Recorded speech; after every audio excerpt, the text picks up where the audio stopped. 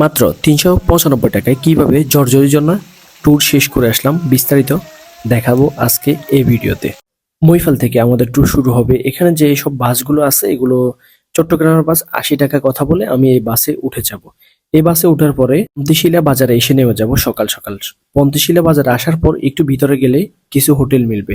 এখানে জর্জরি হোটেলে ঢুকলাম। এখানে 35 টাকায় সকালের নাস্তা সেরে ফেললাম। নাস্তা শেষ করার পরে রওনা দিলাম জর্জরি জন্নার দিকে।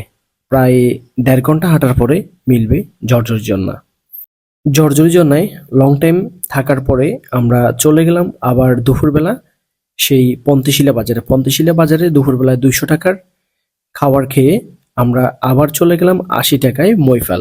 এই ভিডিওতে তুলে ধরলাম 395 টাকা কিভাবে জর্জরি জন্না ট্রেল শেষ করে আবার ফিরে গেলাম নিজ গন্তব্য। দেখা হবে পরবর্তী ভিডিওতে। ভালো থাকবেন। আল্লাহ হাফেজ। আসসালামু আলাইকুম ওয়া রাহমাতুল্লাহ।